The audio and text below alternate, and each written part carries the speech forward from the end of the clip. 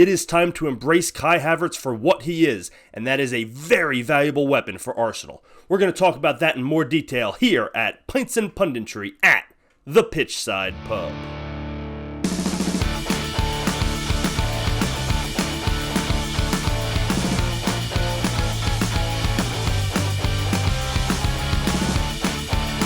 Welcome back to Pints and Punditry here at the Pitchside Pub. We have been looking at Kai Havertz all wrong, and that's why people are thinking that he's not living up to his expectations.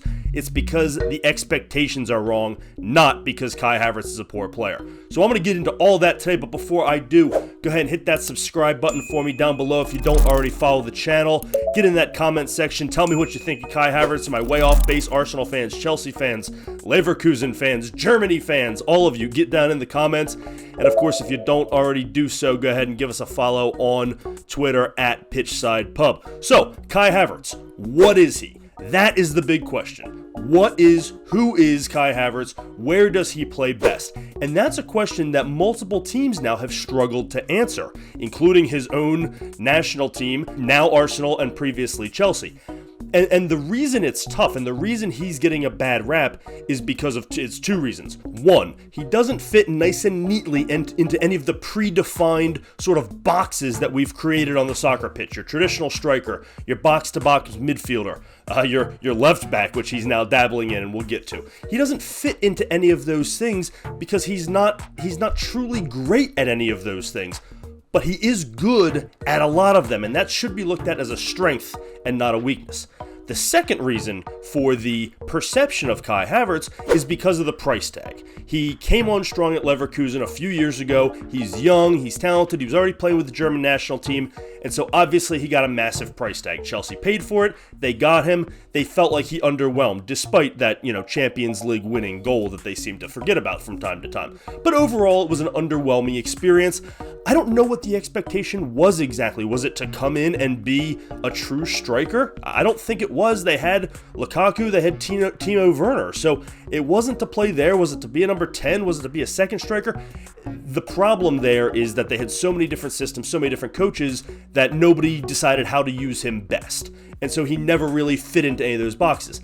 Then he goes to Arsenal, now £65 million transfer this offseason, and with that price tag come expectations. But again, what's his role? And to the credit of most of the footballing world, that was the question that was asked the whole transfer window and is still being asked. And you have pundits left and right saying, where does he fit on this roster? Where does he fit in the Arsenal squad? Where does he fit in Mikel Arteta's system?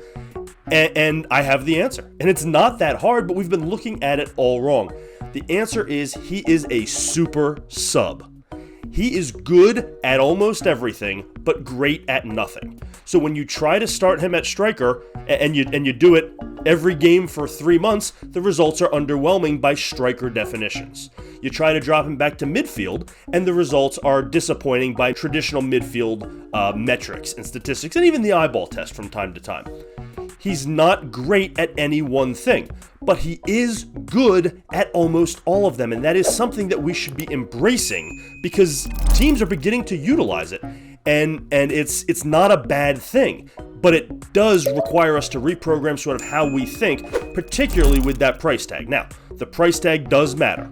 Is £65 million good value for a, quote, super sub? Well, for 99% of the clubs in Europe, no, probably not. But Arsenal is one of the wealthier clubs in the world. If there are clubs that can afford to have a £65 million transfer coming off their bench, Arsenal is one of the less than a handful of clubs who can do it.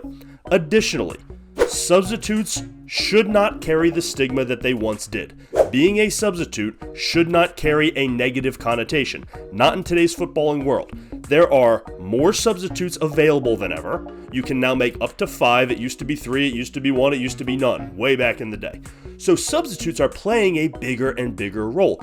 Additionally, rotation of the lineups is more important than ever. Every coach in the world complains about the crowded fixture schedule, Mikel Arteta included. And one of the big flaws from Arteta from last season was that he did not rotate his squad, his starting 11, nearly enough, and they wore down by the end of the season. And I think he's aware of that, and he just didn't feel like he had the depth and the strong choices that a club like Manchester City had. So he didn't, but now he does. And so a player like Kai Havertz can come off the bench every single game and make a true impact. And that shouldn't be looked at as a bad thing. He came off the bench in Brentford and was the hero. Now, is that going to happen every game? No, not necessarily. But it is becoming a much more valuable part of the team building equation than it used to be. And of course, he'll get his starts when there's an injury up top, there's an injury in the midfield, there's an injury on the wing. He can get a spot start, or when guys are tired, or when the schedule gets very congested. He should be coming on earlier in matches. Forget this, coming on in the 86th minute nonsense. You barely have enough time to get acclimated in the game and get a sweat going. No, bring these guys on in the 60th, 65th minute. Make the change at halftime, whatever you have to do when you have a weapon like Kai Havertz on the bench. Additionally, versatility is massively important when you're talking about bench players. Even in today's game with 5 subs, that's only half of your outfield players. Can you make a substitution for? And you don't know how the game is going to play out. You don't know what kind of game it's going to be. Maybe it's a 4-3 game and you need to insert some offense, or there's a lot of running and your midfielders are getting tired. Maybe somebody picked up a yellow and you need to get them out of there, but you don't know ahead of time if that's going to be your striker or your holding midfielder or your left back. Well, Kai Havertz can play most of those positions. Again, you don't want him as your everyday striker. You don't want him as your everyday number 10. You don't want him as your everyday winger. You definitely don't want him as your everyday left back, Germany, although I love the experiment, for the record. But he has experience playing at all of those positions, and that is wildly important when you're talking about a bench player. So we need to embrace what Kai Havertz is. He is an incredible weapon to be coming off of the bench in a tight game. And you could utilize him in any of a number, 3 or 4 different positions based on your needs at the time and the other positional flexibility you have on the pitch. That is so incredibly powerful of a weapon for Mikel Arteta to unleash on a game, and we need to embrace that that is a really good thing, and Kai Havertz, as it turns out, is really good at it. He has had some experience coming off the bench. Of his 361 appearances in his career, dating all the way back to Leverkusen, and this includes national teams and everybody, he has come off the bench 80 times. Now, over the course of his career, he has a slightly more productive goal-scoring record coming off the bench. He averages 0.36 goals per 90 minutes as a substitute compared to 0.34 as a starter. Now, that's not a massive difference. But let's look at what's happened in the Premier League recently. Just during his time in the Premier League, his usage rate, his productivity as a substitute is substantially better than when he starts a game. Coming off the bench, he has 0.48 goals per 90 minutes as a sub compared to 0.31 as a starter. He is a much better goal scorer per 90 minutes coming on as a sub. Now, part of that can be attributed to you've got fresh legs and the defenders may not, but so be it. That's part of the strategy.